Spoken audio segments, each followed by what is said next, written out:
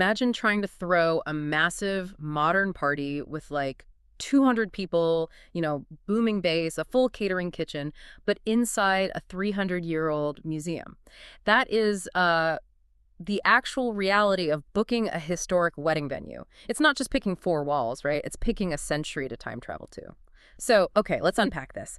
Today's deep dive is custom tailored for you. Yeah, absolutely. We're looking at the venue selection articles on the Weddizer website. Specifically, they're deep dives into the logistical realities of two vastly different aesthetics. We've got the American South on one hand, and then the French colonial estates of Quebec. Right, because when you analyze the data in these Weddizer guides, you quickly realize you weren't just, borrowing a pretty backdrop. You are adopting a venue's specific historical constraints. Oh, for sure. And I mean, those constraints will completely dictate the flow, the lighting, and even like the volume of your entire celebration. Yeah, we see this contrast perfectly when comparing those two regions. Let's start by looking at the southern antebellum estates. The Weddizer articles point out that the warm climate doesn't just mean you might sweat. Right, right. It fundamentally changes how you use the space, right? You've got this sweeping plantation architecture, the white columns, and those iconic massive oak trees draped in Spanish moss. Yeah, it's very dramatic. Exactly. So with such a dominant, sweeping aesthetic like stepping straight onto a classic romance movie set, does the venue basically do all the heavy lifting for the decor? Well, what's fascinating here is how the natural environment actually functions as the primary architecture. You have these century-old oak trees with massive canopies, and from a logistical standpoint, those aren't just decorative. Right, they take up so much space. Exactly. They act as a natural ceiling. They provide built-in diffusion for photographer lighting and allow this really seamless functional bridge between the outdoor landscape and the indoor crystal chandelier ballrooms. Oh, wow. So instead of, I don't know, renting a massive tent to build a space from scratch, the venue's landscape is already working for you. You're literally hanging crystal chandeliers from branches. Yeah, the environment is an active participant in the event flow. But wait, what if a couple wants that historical gravity without, gambling on the southern heat? Because summer down there is intense. The venue data points to a really interesting alternative, which is Quebec. Right. Quebec solves the climate gamble by just leaning completely into it. You get 17th and 18th century French colonial architecture.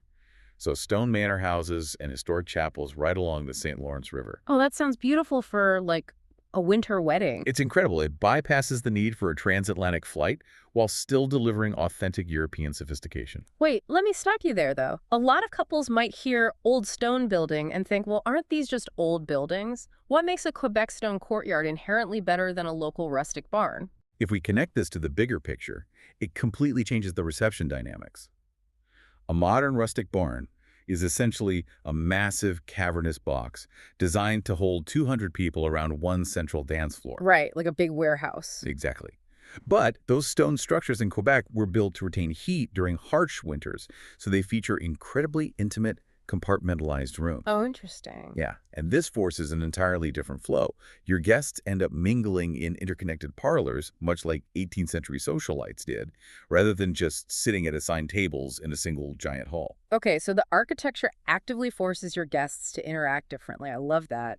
But if I'm looking at these Quebec estates or Southern historic homes on Weddizer, I imagine the logistics are just a nightmare. Oh, they totally can be. Right, you're dealing with 300-year-old plumbing and strict historical preservation societies. You hit the nail on the head. And this is exactly why the targeted guidance in the Weddizer articles is so critical.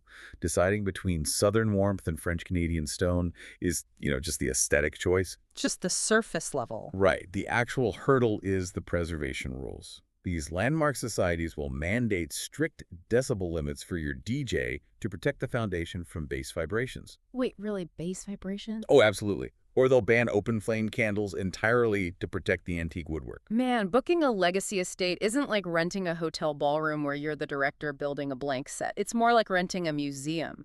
You get to party inside a masterpiece, but you definitely can't alter the canvas. That is a perfect way to put it. You are throwing a modern celebration inside a protected artifact.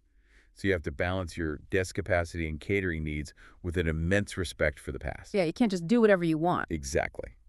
Using a targeted resource to vet these venues before you sign a contract ensures you don't accidentally plan a fireworks show at a venue that doesn't even allow sparklers. Makes total sense. So whether you adapt to the oak-lined indoor-outdoor flow of the South or the compartmentalized, intimate parlor-style estates of Quebec, you are securing a depth of character that a newly built venue simply cannot manufacture. It requires a lot more logistical finesse for sure, but the payoff is that authentic lived-in history. Which brings us back to that time travel idea from the beginning.